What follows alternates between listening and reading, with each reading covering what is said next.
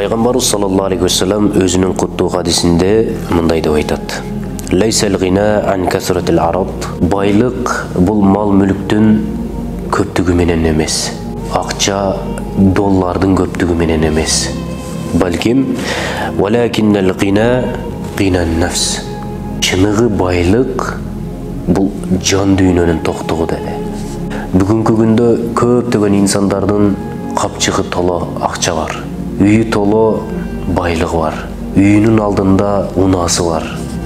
Кыскасы жашоодо анын максаты анын тапкан акчасында болду. А бирок анын жан дүйнөсү, анын көңүлү, анын нафсиси тынч эмес. Ал бир нерсени карап турат, бир нерседен коркуп турат.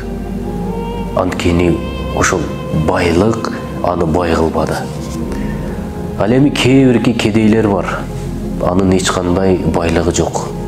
Күнүмдүк оокаты гана бар, андан башка кыйратарлык деле оокаты жок.